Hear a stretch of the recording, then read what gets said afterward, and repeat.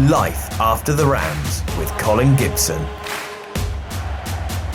Welcome to episode 14 of Life After the Rams. Today we're joined by a keeper who came through the academy, Lee Camp. From breaking through as a teenager to handling the pressure of Pride Park, Campy's journey took him far beyond Derby, including rivals Nottingham Forest, and he certainly divides opinions. Life After the Rams is supported by Seven Restaurant and Café Bar in Derby and RamsTrust, the Derby County Supporters Society, established to promote good governance and fan engagement. They welcome new membership applications from all supporters. Just visit ramstrust.org.uk/membership for further details. Life After the Rams with Colin Gibson. Lee, it's great to catch up after quite a few years. We know you have there's been this sort of almost love-hate relationship with Derby. We'll come to that. But let's just maybe remind ourselves, you are a Derby lad. I am. Born and bred, raised in Little Over, went to Derby Moor, went to Gayton Junior School. Yeah, Derby born and bred. It's sort of where I lived until, I was 2021. So, yeah. It's a strange thing, football, isn't it? It can be very fickle. Yeah, it can be. But some of it, I suppose from my own situation, I've brought a lot of it on myself. So I knew what I was getting into with everything that went on when I left Derby. Yeah, you mentioned like love-hate. I think sometimes it's a bit more pantomime, really. I think it's easy to spin narratives and things like that. But I think in the mains of it, I think it's goodwill, like good banter. I know I take a lot of stick, but I don't take any of it personal. And I just took it all in my stride and quite enjoyed it at times. I always thought I played quite well when I come back. So I think that always answered some of the critic. But yeah, I think it's just part and parcel of the way football is. Like, there's always pantomime villains. Like, I stood on the terraces at I had a season ticket at the baseball ground. I sat at Pride Park as a kid growing up and saw when Paul Gascoigne come down, used to get loads of stick, and when players used to get sent off because they'd put a tackle in on someone and they rolled around, that player would get stick. And do you know what I mean? It's just part and parcel of football fans. It's not unique to me. I'm sure there's other players that come back that they get stick. And I'm sure there's plenty of other players. So, yeah, I saw it at the City Ground when Chrissy Commons come back and people like that, they took stick. It just goes with the territory and it makes for the atmosphere. It's part and parcel of what it is. And that's probably why football is unique in that way. And it's so tribal, and you get these atmospheres, these local derbies, and then obviously you chuck a little bit of petrol on top with the likes of myself and Robbie Savage at the time when I was playing, and Nathan Tyson and his situation, and Chrissy Commons and people that have obviously crossed the 52. It's all part and parcel, but yeah, it's part of the game. It's quite enjoyed it in some probably psychotic ways. It was good fun. Probably says more about my character than anything really. But football fans clearly do not change their allegiances. They're a Derby fan, they're a Forest fan, they're a whatever they are for life. But when it's your job, when you're employed as a professional footballer, you have to go where the work is. And I guess sometimes fans maybe don't quite understand that or appreciate that. Not necessarily they don't understand it, they don't appreciate that. Yeah, perhaps they don't, but they know what they know, and they haven't got to walk in them shoes, so to speak. And I suppose there's other things that as a footballer and footballers don't appreciate about the fans' lives, so how they have to go to work all week and maybe bring 2 children and their wife to a game, and financially the commitment they put in and the time and effort they spend travelling up and down the country, buying shirts, buying tickets. So I suppose it works both ways. I think you become numb to it a little bit when you become a player. It does become a job. It becomes your career. It'd be interesting if any fans had that opportunity, what they would do if they wanted to continue their career and live their dream. I suppose that'd be for them to answer if they ever got that situation. But it's always tough. Like the decisions you make, you don't just make them cold, and they take a lot of thought. They take, there's a lot of heart wrenching with it. I knew obviously I went to QPR, so I had that. I didn't directly go to Forest, but I mean, when I signed a 4-year contract at QPR 3 months before I was told I had no future, which was kind of leaves you in no man's land. You sign a new contract, you settled. I was living in Windsor. I was really settled, playing, really happy. And never in my wildest dreams was ever any thought of was leaving QPR. They just had a takeover. Flavio Briatore, Bernie Eccleston, all that time. They had big ambitions. They invested heavily in the team from when I first signed, and it got better. And you just thought this would be the natural progression. And they gave me a new deal, and they put me in line with some of the bigger earners there. So they made a big financial commitment to keep me, which they didn't have to do. I was under contract. I still had 2 years left on my contract. I'd only signed that summer, so I wasn't as if I was banging the door down. Or they came to me and rewarded me, and then obviously it changed. So you kind of find yourself in limbo. When you find out when the season starts, there's not a lot of options that you're going to leave the football club, because there's not many places to go as a goalkeeper. You've got limited spots. My salary at the time was obviously what it was, so that took me out of the market of some clubs. QPR weren't playing ball in sense of they were going to do a sponsored loan and help some of the wages, whatever. So I had a really, really small market, and I found myself not in no man's land. I was still training and being paid, but I wasn't playing, and I didn't have a future, and I wasn't going to play. So you sort of plodding along. And then I had a phone call and said, look, Forest are struggling. Would you be interested? We know obviously the history and everything with Derby, and Colin Calder was the manager at the time, and they didn't have a problem with it. It was more a case of, would you be interested, and would it cause issues? And I thought about it, and to be fair, it took 2 weeks really, because QPR were due to play Forest maybe 10 days or so. I was actually sat in Derby when I got the phone call. It was one evening. I was back in Derby on a Tuesday night. I was out for dinner with some friends, and I got the call.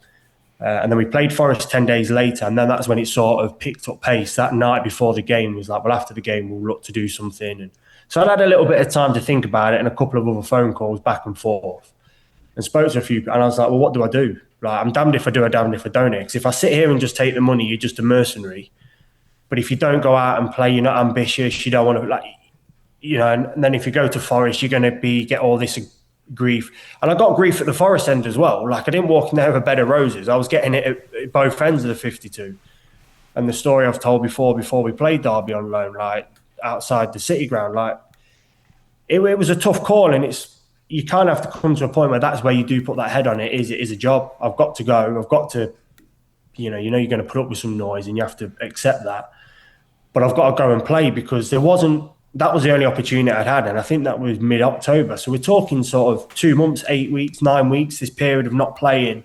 And there's nothing happening. There's no options to go anywhere. Clubs are sorted. So you kind of backed into a position where, so if I don't go now, am I going to play? Do you go out, out of people's minds? Somebody else will get a loan. Like I said, I was in a really small bracket anyway. So I had to go and just put up with the noise. And like I said, it wasn't like, I jumped at it. There was consideration about everything, but the reality of it was my job, and I had to go and do it. And the unpopularity that come with it was just kind of a byproduct of the decision. But I had to do it for the sake of my career. But like I said, it wasn't easy at either end. I knew obviously there'd be scepticism at the Forest end and Derby lad and all this sort of stuff. Where's your allegiance lies and all that, which again, like you say, football fans are tribal. They don't change their allegiance. And I knew also it wasn't going to go well. Didn't go down well with my family. Like, my uncle fielded phone calls from his friends like, he's not really going to do this, is he? How can he do this? So I get the emotion of it, the side of it. I get all that, and I knew that was coming. But I had to do it. I had to do it for the sake of my career, because if I didn't, I don't know where that leads. Then it's a season of not playing, and then it's 18 months, and then what happens? And all of a sudden, the momentum I'd sort of built of QPR getting into the Derby side, being a part of sort of the promotion on the periphery, but still being a part of it, and then leaving and then playing and keeping that momentum. A year, 18 months of not playing, all that's gone. You're starting from scratch, and then where do you go? Do you have to drop down and play in League One, League Two, just to get games, just to do something, to get yourself going again. And then obviously once you drop it, that can be a slippery slope. So it was Championship football. It's still a big club, Forest, got a good history. A lot of people would jump at the chance to play for the football club. But I also looked and was like, well, I can't really turn it down. It is still a good football club, still a big club. It's a privilege to play for them as it is to play for Derby. So I had to do it. All right, we'll talk more on Derby and Forest in a little while. Let's just rewind. So Derby Moor School, then into Derby's academy, and there were 2 Lees of a similar age knocking at the door, Lee Camp and Lee Grant. And that sort of developed into, when the chance comes, who's going to get the chance? Yeah, I think Granty was always in line, as in he was a year older in terms of like football age, like a couple of years older, 18 months older. So he'd been in the building longer than I had at that point, and he was around the first team and involved. So for a long time, I always knew that I'd have to wait for opportunity and sort of play second fiddle, just due to the fact of the age. It wasn't realistic, me coming in at 16, 17, that I was going to compete. That wasn't realistic. So we had a very similar path, really. Both represented England at the same age group, sort of, obviously Grant a year ahead, played reserve team football, similar. Like our paths were very, very similar. And then we were both fortunate in the fact that you need opportunity and you need a break. And if the club stays in the Premier League, they don't sell Mark Poom. Andy Oakes probably either moves on and plays regular because he'd had a taste of it, or he stays and he competes with Poom. So then obviously we're in a different stratosphere then. The club's still in the Premier League, but obviously it gets relegated, goes into the Championship and the financial straits that you have. Poomey leaves, Oakesy gets opportunity, then obviously we all sort of bump up one. Oakesy gets injured, Granty gets an opportunity and plays, does great, plays loads of games, does really well. And then I'm sort of like in the background, obviously on the bench a little bit for when Granty was playing and Oakesy was injured. Oakesy comes back. I managed to get, again, another break to go out to QPR and play some football. So then all of a sudden you've played some league football, had relatively success there, played pretty well, got promoted back into the Championship with QPR. And then it all sort of kicked on from there, really, from my own point of view. And then it was sort of a bit of a fight, straight fight, really, I thought, through. And I never saw it as a straight fight. I thought, now I can compete, would be better to say. I thought Granty was the number one at the football club. There's obviously Oakesy, and then I'm obviously number 3, whatever it is, like young goalkeeper.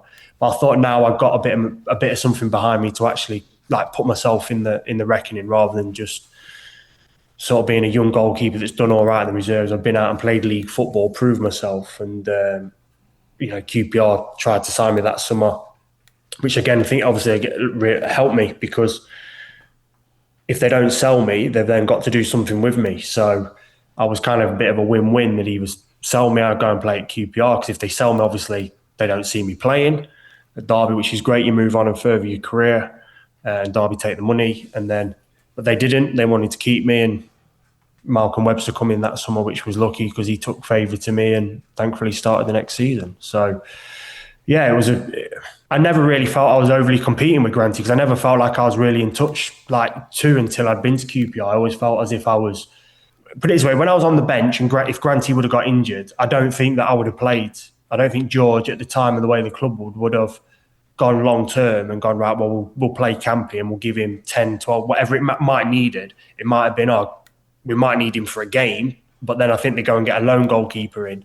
They go and do something. I never felt as if I was really competing shoulder to shoulder, because I thought Granty was ahead of me. And even going up to that game at Leeds, the first game of the season, I didn't expect to start. We weren't told who was going to play. And Granty was in the team the day before, did all the shape and the set plays and the preparation. So I had no expectation to play at Leeds. It was only when we got to Leeds the night before, Malcolm Webster said to me, I've been asked my opinion. I've said that you should play. And George has never gone against my opinion in the many years that we've worked together. And even then I thought, well, okay. But I still didn't quite, I didn't believe. I thought, well, that's nice of him to say, but until anything happens, and I'll believe what I believe when it happens. And then George pulled us on the morning of the get, obviously, at the hotel the morning before, pulled us together and just said that I would start, which was great. It was a bit awkward for Granty. I felt for Granty. I thought he might have pulled him aside and explained his reasons in a one-on-one, really. But Granty was great with me, and then I was off and running. And that was some season, wasn't it? This is George Burley, as you say, as manager, 2004, 2005.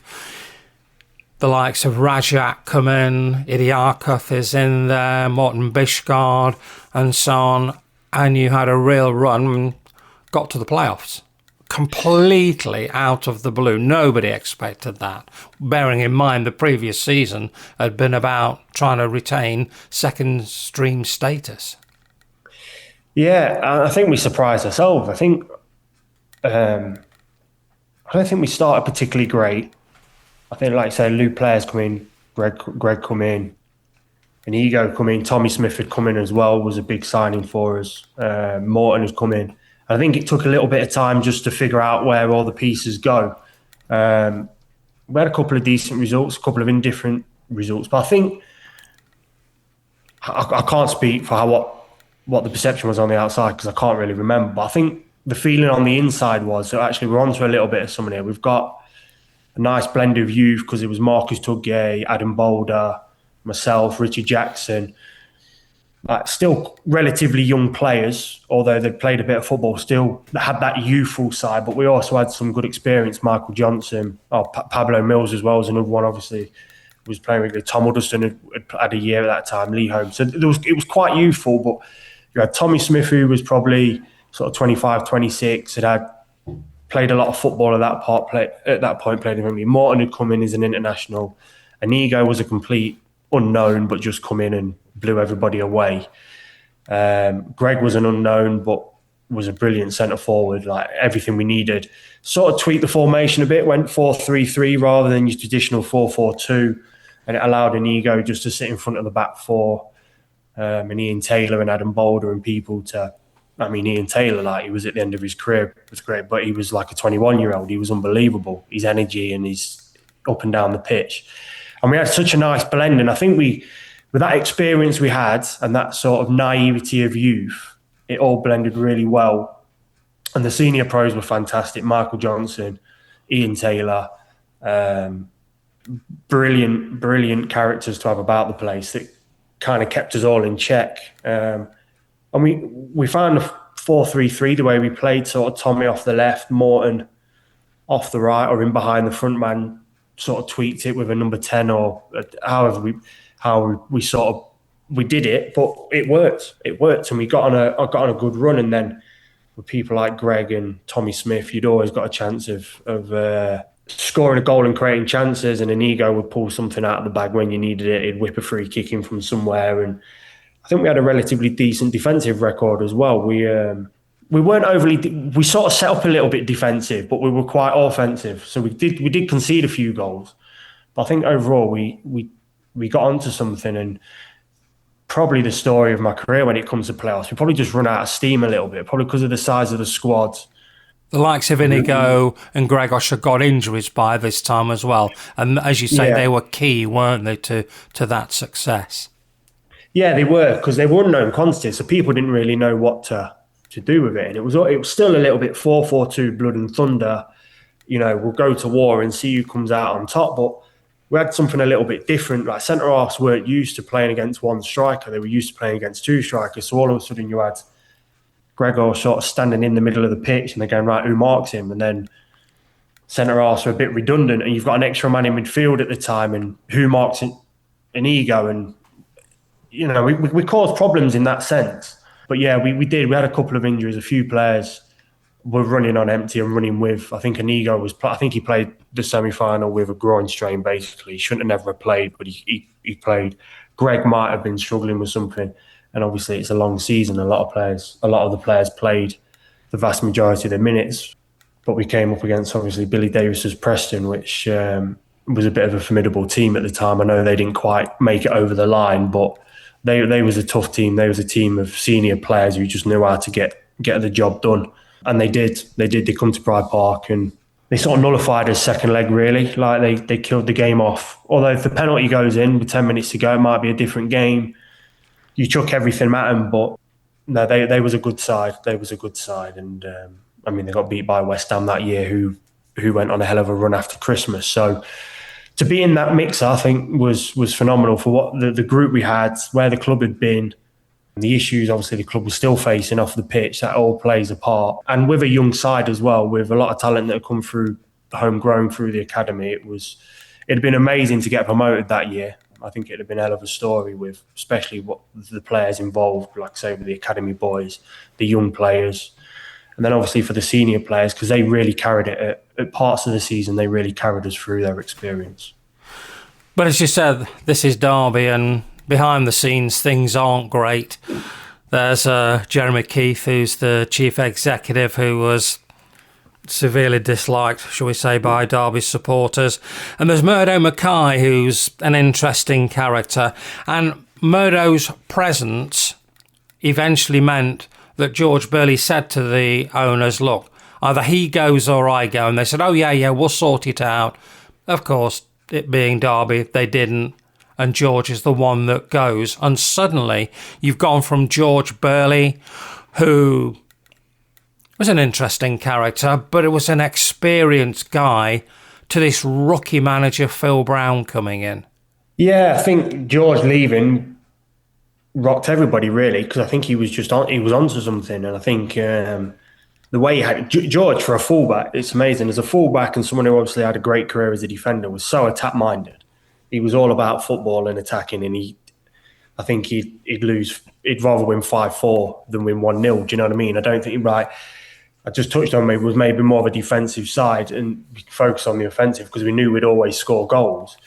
But I think if it had been down to George and had had his way, I think it had just been all out attack, like Kevin Keegan's Newcastle in the 90s.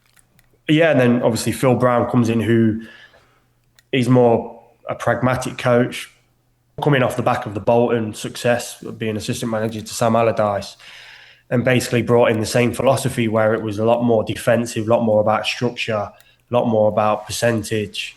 Sort of played the same formation, but played it in a different way. And Nigo became more of a defensive midfielder as a one in front of the back four than an actual ball-playing midfielder, which he is, and which you saw in the first year. And we were a very rigid sort of 4-5-1, playing to the front man, play for set plays, play the percentages. And it took a bit of getting used to, because he had such offensive players. It's hard to get naturally offensive players to think defensively, because they'll do it, but they're always thinking, right, how can I attack? Their thing is, right, how can I get into an attacking position? How can I score? How can I affect the game that way? So there was a bit of a disconnect in terms of what he wanted to do and what the squad was, but that's not a detriment to Phil Brown, because he was obviously a very talented coach and had been a big part of the success at Bolton. And you could see that his philosophy, methodology, whatever you want to call it, you could see that he would have success with it, but he probably just didn't have the right players and wasn't in a position really to recruit the right type of players at Derby because of the financial restraints to fit into his model.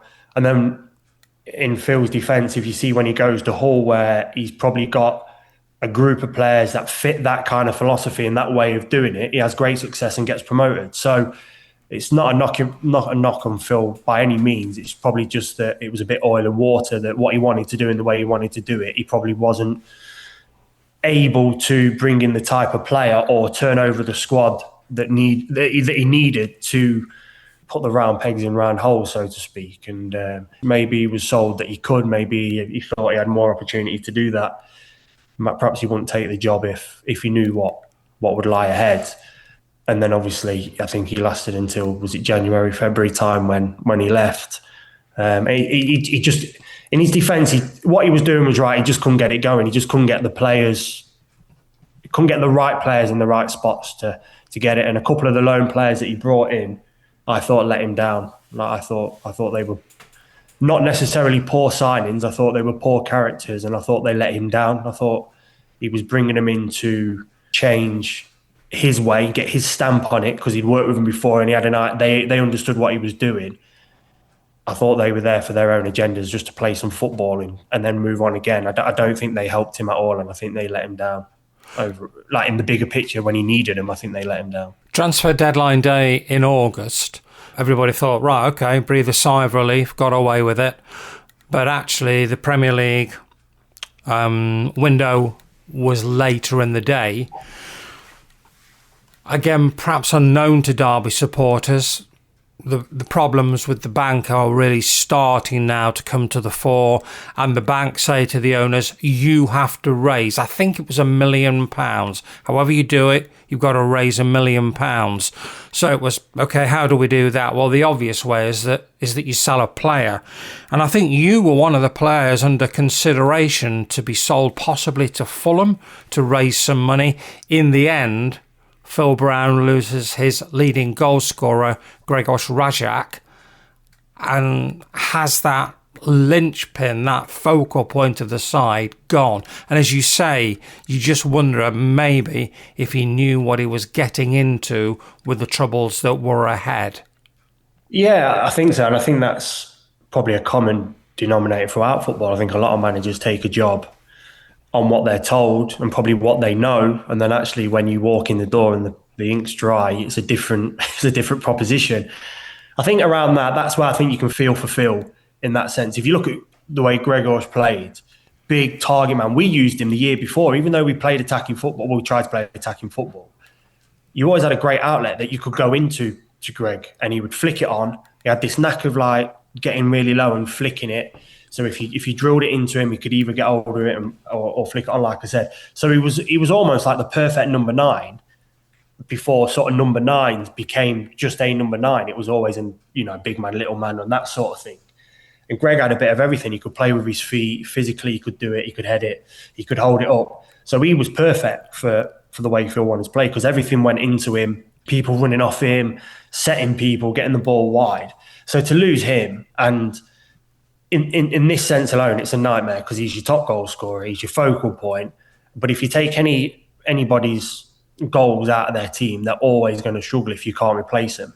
And the reality of it is, if you do replace him, you never know what's coming in, because you always know what you've got with Greg. And it's always the situation of better the devil than no, where you lose him, it's hard to replace. Then the loan market's still open at that point, so you can still go and do things, but you're not going to replace Greg. You're not going to replace £1 million, £1.5 million striker at the time, which was good money at the time for a Championship striker. You're not going to replace that with a loan, someone else's loan out of someone else's reserves, or do you know what I mean? You're just not. It's not like for like. So ultimately, your team's going to suffer, and obviously the way you wanted to play, and the challenges we just spoke about, maybe not having the right players at times. Greg was probably one of them players that was the one that he needed more than anyone. Yeah, so it was difficult, because then, like I say, you lose your goals, you're going to lose. You're not going to be as effective. Any team suffers. And it became a bizarre situation. Your goalkeeping coach ends up being in goal instead of you for a couple of games. I think Dean Holdsworth ends up playing up front, because this is just how awkward the situation had become. Dean Holdsworth come on and played sweeper at Leeds. If you remember that night at Leeds when we lost, he came on and played the last 20, 30 minutes as a sweeper. He was coaching the day before, and now he's on the pitch playing. It was a bizarre situation. What about your situation? What do you remember now of that? Was that where things started to go wrong with you and Derby? Yeah, possibly. Make no bones, I needed to come out of the team. I wasn't playing well. Like that isn't a gripe. There was never a gripe about me not playing.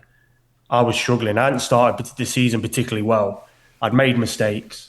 I'd had a couple of good games. I think I played well down at Plymouth, and I played well away somewhere, maybe Crewe, somewhere like that, and did okay. But my form was inconsistent, and I wasn't helping the team. So me being left out of the side, yeah, disappointing, and I'm pissed off, let's be honest. Like, personal pride, I don't want to play bad. I want to play well, and I want to be in the team. But it was the right decision. I had to come out of the side. The way it went about it, and the way things happened, like, that was wrong. That was wrong. And And I know obviously things may have gone south referring to what my dad said and coming on the radio and all that stuff. And I've not really addressed that over the years.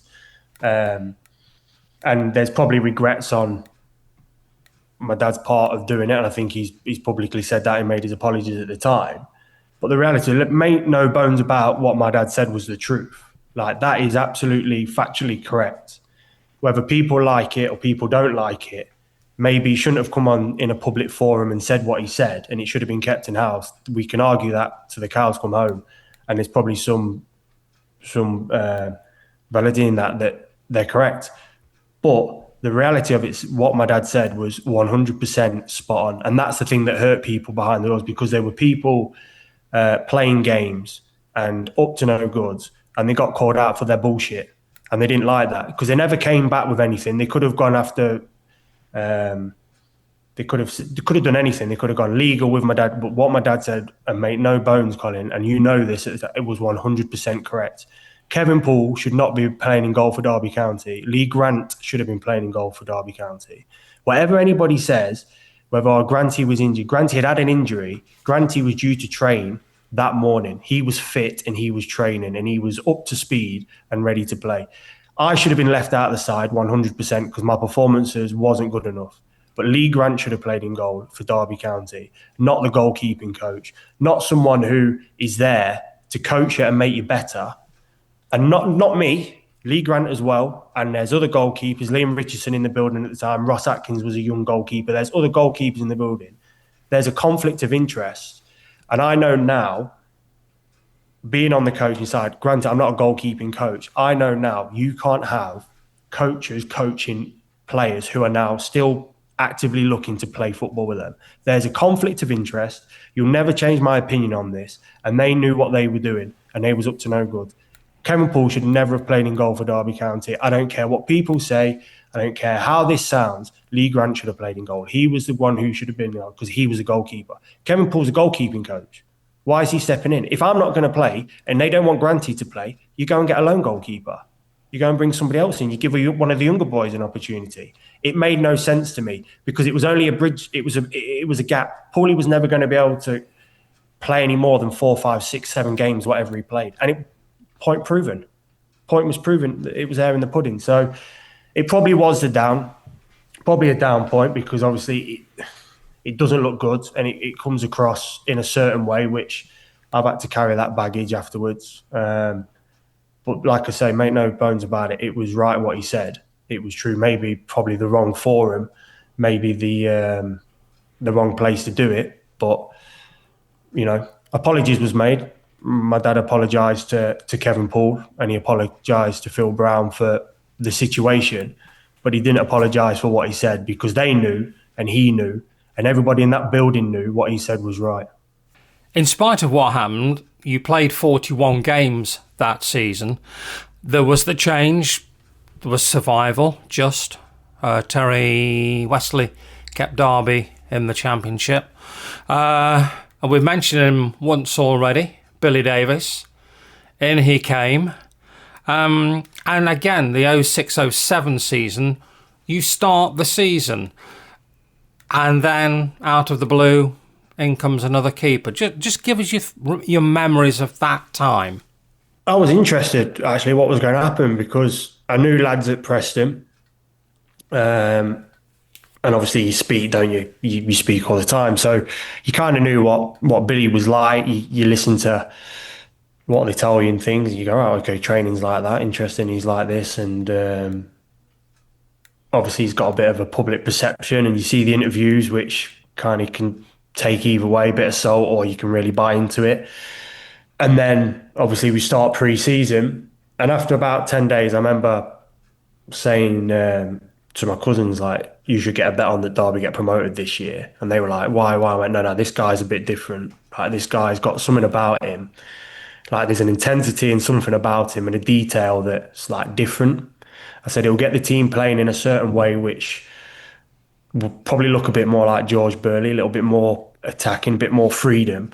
I said, but he's got a real bite about the defensive side of it and he gets players at it and there's no hiding place. Like, he calls you out and the video meetings and the detail of tracking runners and all that, you're not going to get away with it. And if you don't do it, you ain't playing. So you kind of could see what he had, but then you looked at the group of players and he was like, well, you knew there was going to be investment. Obviously, Peter Gadsby had led the consortium to buy the club and they were making noises, but you just got the feel around the place that stuff was happening and that you knew once the first signing come in, which I think was Stevie Howard. I think he got presented at Burton when we played a pre-season game there.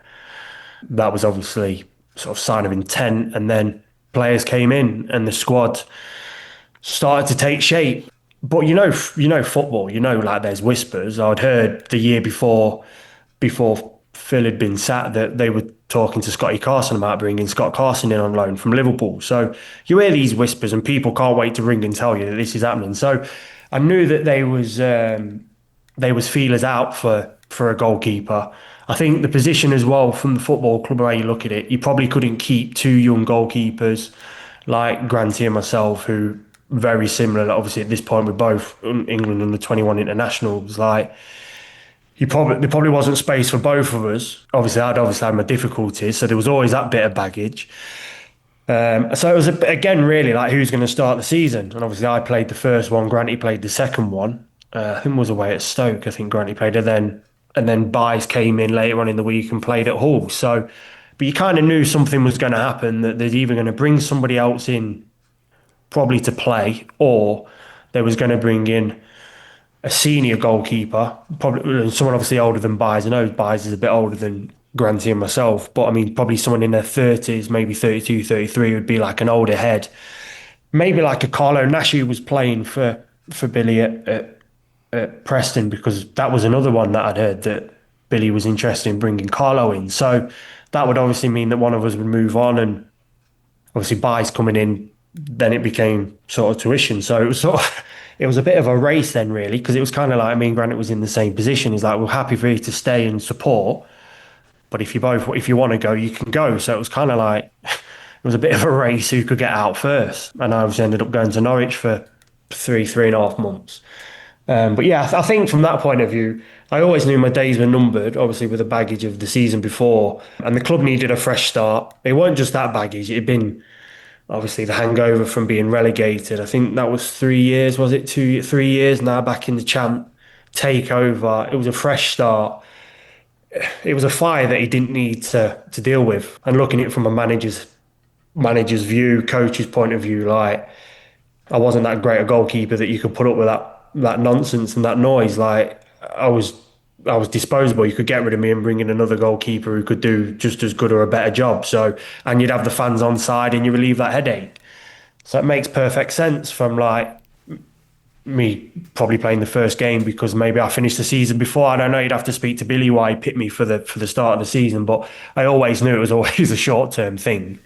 But yeah, that was how it played out. So I was interested to see, and I was like, I'd love to have stayed and been a part of it, because obviously the team went on and did fantastically well, which I kind of saw was always going to be the case. But again, it's a bit like at the start of the conversation. It's your job. It comes a point where I kind of need to move on. I kind of need to cut ties now with this and move on. And everyone needed a break. They probably needed a break from me, and I needed to part ways from them. So yeah, you were around though for the playoff final, weren't you? In that time, in fact, Bywater got sent off after his little altercation with Alex Bruce at Ipswich, if I remember rightly. I always remember Billy saying, "Oh yeah, they were talking to each other as they were coming off," and didn't look that way to me, Billy. But that was a classic Billy comment. So I think you played at Crystal Palace and then were involved in the playoff games.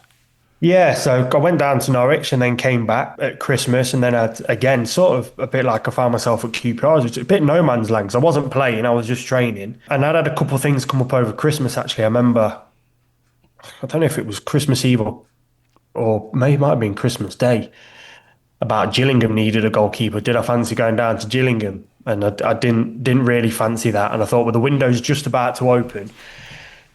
I'd be daft to jump it just for the sake, because I'd have to do a month, so that would take me to the end of January. So that didn't really work in terms of what I was thinking. I think I got another call about going somewhere else, but I was dropping a bit lower, and I didn't really want to do that. I thought I'll wait till January. John Gregory had gone in at QPR at this point, and I knew that I had a good relationship with John from the time at Derby, and obviously they sort of been not mentioned like, oh, they want to do something, but there's like they might be looking, and these could be looking for a goal. So there was going to be options in January, as there always is. So I just thought, well, if I just wait a few weeks and see what happens, then we'll see how it plays out. But I think there was an option to go up to Scotland as well in January to go and play somewhere. I can't remember if it was Falkirk or somewhere like that. But then that was never going to be a no-go because you're out the window, like you can't be recalled. So that wouldn't have worked for Derby in case he ever needed to call me back. Obviously, if they didn't sell me, and then ended up going to QPR and being a part of that, and then got called back. I remember we played up at Sunderland and got a phone call to say, "Oh, Byers has been sent off. I think we're going to have to recall you." Can't remember who called. It might have been Pete Williams who called me straight after the game, actually. And then so I said, we found out. Obviously, it was then obviously on the news or whatever that Byers had been sent off. So John Gregory pulled me down the front of the bus and went, "Do you think they'll recall you?" And I said, "I've just had a phone call. I was just coming to see you because I was on the bus before him." When he literally got on the bus, and I remember just saying, "I've just had a call to say that I think they're gonna try and do something." And he said, "Do you think you could have a word and just try and get them not to do it?" And I said, "I suppose it will come down to how long Byers is suspended for. I don't know what he was going to get because it was violent conduct or whatever. That could be 3 games." So I don't think I got recalled straight away. I think they let it play out a bit and see what happened. And then I think there was talk about they was going to get 3 games Byers for violent whatever it was. But so they called me back and then it was only 1 game. So then obviously I come back and I play the game at Palace, knowing full well I'm just filling in. Like I again didn't know I'd play at Palace. I assumed Granty would play at Palace because he'd been on the bench the whole time and been in the club. Ended up playing at Palace, and I don't think I was involved for the last game of the season. And then I was involved for the playoffs out of nowhere. Like surprised to me that I was on the bench and involved, which was nice and nice to be a part of it. But I'd be lying to say if I felt comfortable. I felt really, really uncomfortable being there, and I was in 2 minds whether to actually go up the steps and do the trophy, grab the trophy and all that, because it just felt really like, I felt an imposter. I felt like I hadn't really contributed anything to this. I didn't really want to be a part. It was great for the club, and I'm proud that the club did it. And obviously, I've never wished any badness on Derby ever, but I shouldn't have really been there. Like, it just felt awkward. It just felt like, what am I doing here, standing at the top of the steps at Wembley holding a like I've not my contribution to that was probably 3 or 4 losses and conceded a load of goals. So I actually did absolutely nothing to contribute to that promotion. But it's a weird game, football. Like if I hadn't walked up the steps and done it, it would have just created a more of an issue like with people. So you swallow it, you swallow your pride a little bit, stand there cringing like with a trophy, thinking this is like absolute fraud here. But yeah, nice to don't get me wrong, nice to experience, but at the same time it was probably marred a bit by the fact that I felt so uncomfortable and completely like an imposter.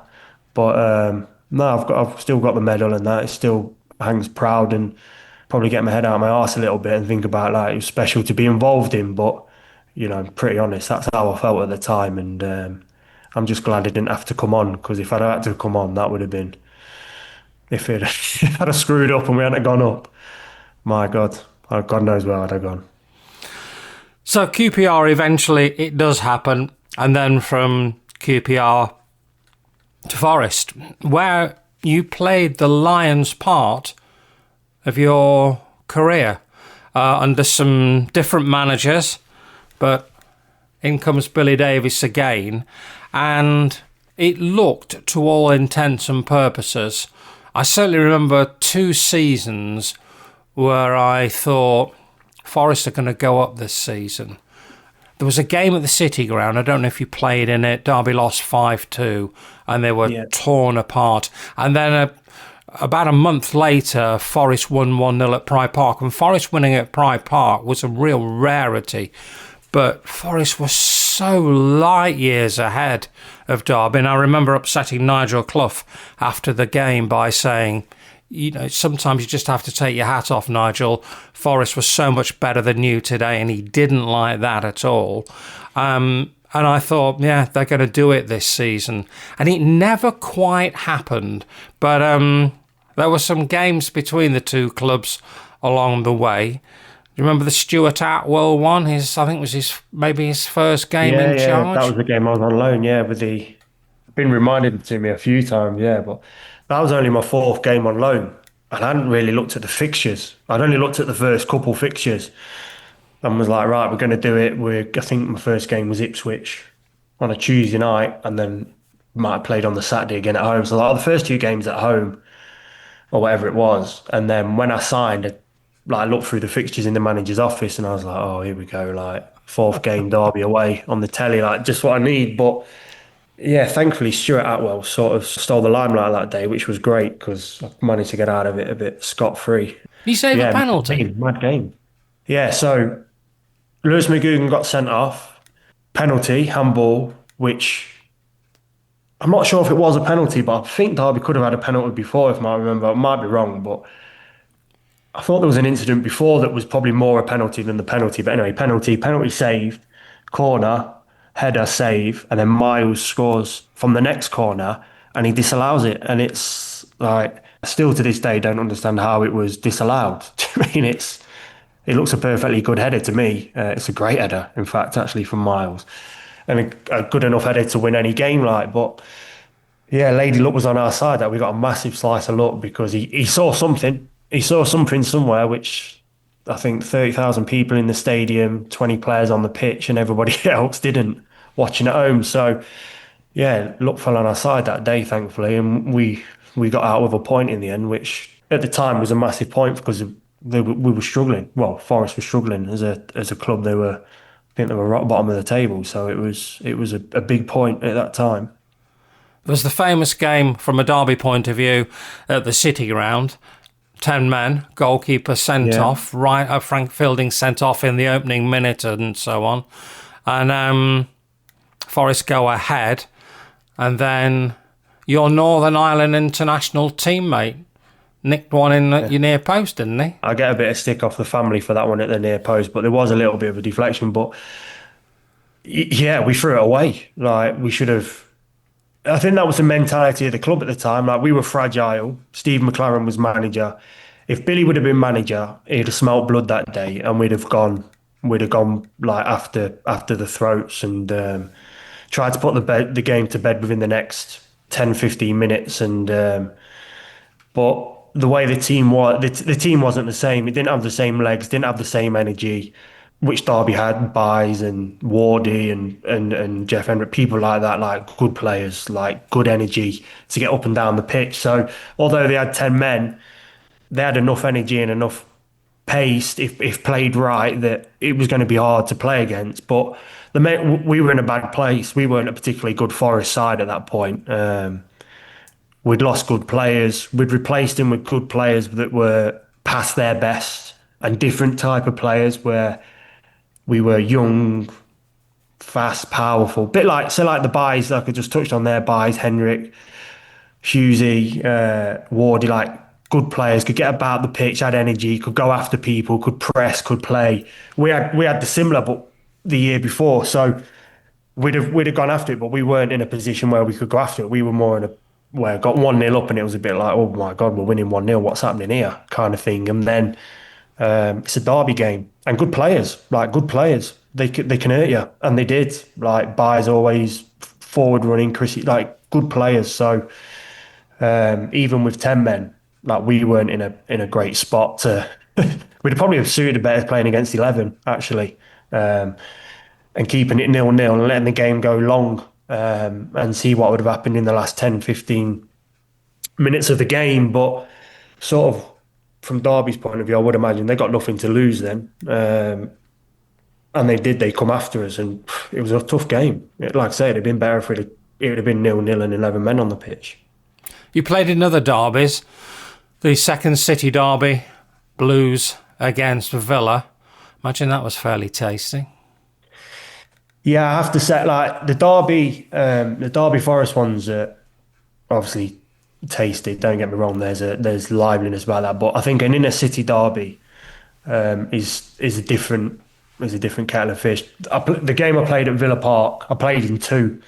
The game I played at Villa Park was, I couldn't hear myself think. There was that buzz of electric. It's the only time I've ever experienced it in a football stadium where I'm shouting at defenders in front of me, probably what 6, 8, 10 yards away from me, within touching it, like they can't hear you. The noise, the level of it was incredible. There was that buzz, I presume, you get at rock concerts where you have that sort of thing go through your ears. It's like it felt like that for the whole warm up. As soon as you come out, you just felt that electric, and yeah, it's an incredible atmosphere. And again, Birmingham, we were doing all right at the time, and Villa had our high hopes. So it weren't like two struggling teams. It was two teams that were ready to go after one another and have a right go. And kind of a bit 4-4-2 blood and thunder, as we spoke earlier. It was a bit of an old school game. Like we had Lucas Djukovic and Che Adams up top, who were a handful. We'd play the ball forward, we'd get forward runners, we'd press hard, we'd tackle. Like we were an old-fashioned 4-4-2, really get about people. And Villa had good players. It's a big pitch, Villa Park, so when they make it big and they start knocking the ball about, it becomes a tough afternoon. But yeah, the atmosphere was incredible. That was the best atmosphere that I think I ever played in. Well, from best atmospheres to no atmosphere, because this is now into the pandemic. And if I've got this right, your last game for Birmingham was against Derby in the much delayed season. And it was also the final game for a young Birmingham lad who's gone on to do rather well on the world stage of football, one Jude Bellingham. Do you remember that night?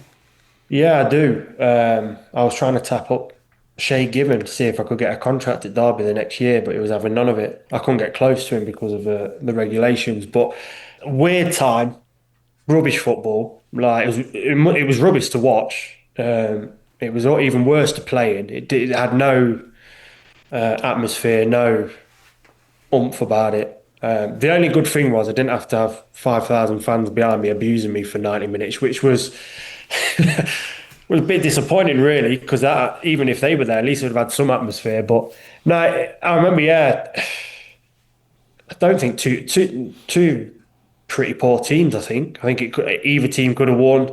I don't think it was a particularly good spectacle. I think obviously watching Wayne play against Jude was quite interesting, sort of like England's superstar against England's future superstar. I actually got more enjoyment watching Wayne spraying the ball about in that game than I did actually playing it, because I kind of knew it was my last game for Birmingham and there'd been a few things gone on there. So there was a bit of a sour taste about the whole situation. It was crap playing in the pandemic anyway, because there's no fans and it's empty stadiums. You can't really speak to your teammates because you're sectioned off in changing rooms and all that. So it weren't obviously not a great occasion, not a great game. It was a bit of a lull. Like that was like the last game I played in the Championship. So it was nice to obviously sort of go full circle to play against Derby. You saw Jude as a superstar. The year before, when he was at school, he came in and trained with us a couple of times and came in the match day squad and did the warm up on the pitch to sort of be around it. And he was like this skinny 15-year-old kid who everyone was raving about. Jude had a bit of everything. He could be down in defending in one corner and then he'd be in the other corner. You just knew that he was going to be leaving the club. Where he was going, we weren't quite sure at the time, unless Dortmund had sort of announced it. But we knew he was leaving for big money that summer, and then it was going to be down to him, obviously, to go and step on, which he has done. And I'm not surprised he's at Real Madrid. Like, I'm not surprised. I think he's probably the closest player we've had in an England shirt, probably to Gaza, somebody who can do something, a bit of magic out of nothing. And when there's the debate about whether he should play for England, like in big moments, he will not let you down. Like that stage is made for Jude. He's a superstar, and he'd been with us, and then he'd come back when he left school. He's a late birthday. He's like a July birthday, June, July. So he did his GCSEs, came back pre-season, and physically, once he hit 16, he just developed. He grew into his body, and he's just got bigger and bigger. And then before you know it, he's playing in the first team. Like I think he ended up in the first team a lot earlier than they would have anticipated. I think it was to ease him in, but as soon as he got in, he was the best player. He was unbelievable, and you couldn't leave him out. It almost came to the point that we were looking at Jude, like in moments we were like, "Where's give the ball to Jude?" kind of thing. And it doesn't, like I say, it doesn't surprise me he's gone on, because he's a superstar, but he's humble, and he's from great parents, brilliant parents, and he's a top lad. He really is, and he worked his absolute nads off to get as good as he is. And good luck to him. Deserves everything he's got. Let's finish on you. Living in Lancashire these days, still hoping to be involved in football? Yeah, very much so. Actively looking to get back in for the right opportunity. I want to manage. I've always wanted to do it for a long time. I prepared myself while I was still playing, went through my coaching badges. Accelerated more of my learning when I was injured. Didn't know whether or not I'd get back after my injury. Spent a lot of time lying in bed with a knee brace on and with an ice machine and a machine that started bending my leg again. So I had 3.5 months of being like bedbound, really. So did a lot of reading, a lot of listening to podcasts, calling people, sort of working on the other side of it, right away from the coaching, a lot of the like leadership and man management and picking people's brains and sort of starting to build a bit of a, I don't know what you call it, like a library in my head, sort of writing, a bit of a library of what I'd do in certain situations. And when you lie in bed all day and there's not a lot to do, you spend a lot of time thinking. So there's a lot of reflection on managers I'd worked with and sessions I'd done and things like that, and the way through sort of adversity, like how managers dealt with stuff and how they got through periods. I don't think you see that now with managers. When I think now managers hit a bit of a rocky patch and you don't know if they're a good manager or not because they just get sacked. They don't get an opportunity to show they're good managers and that they can adapt and adjust, and they can go through a couple of bad results and keep the squad together and find a way of winning and getting things back on track. They just sort of get disposed now and bring in the next one. So I don't know if managers are good. I don't know if I think you judge a manager of when they come out of bad spells and how they learn and how they rectify mistakes or weaknesses. But we don't see it. So I did loads of thinking of that and started to write things down and got given a couple of good books, which was interesting. Different things a little bit around American football. Billy Walsh was a really good book I've read a couple of times. Talking about the San Francisco franchise, turning them to a winning franchise and winning the Super Bowl and stuff, which was really interesting, about standards and how everybody in the building's part of everything, which as a player you don't always appreciate because you don't always see the stuff that goes on behind the scenes. So yeah, sort of escalated it a little bit then, my thinking, because I didn't think I would get back. I thought it's going to be touch and go, but thankfully I managed to get back and play a little bit more. And then once I was finished, I always thought, I always planned that when I finished playing and actually sort of retired, so to speak, I'd maybe have 3 or 4 months where I'd go around and spend time with people at football clubs. Like I went down to Millwall and spent time with Gary Rowett, spent a bit of time in at Blackburn with John Doyle Thomason, which I was really fortunate. Went at Accrington with John Coleman and John Sheridan at Oldham and places like that. And just tap into people I know and just go and spend a bit of time with them and see how they do things in the office and what they look at in training and just see it from a different point of view. But the pandemic sort of stopped that, really. I had a couple of years of, after my contract finished at Birmingham, went into Coventry for a little bit and then went in at Swindon for a little bit and then went in at Wrexham for a little bit. And that was all, you couldn't do anything because obviously we was all locked down and you couldn't go into football clubs because there was such strict testing and you didn't want to go in and put pressure on people and be awkward. And also you were limited where you couldn't travel for sort of leisure uses or whatever it was. So that sort of stupid me a little bit. So I never really got that opportunity to have them couple of months where probably sort of decompose from playing and really switch my mindset to the coaching side.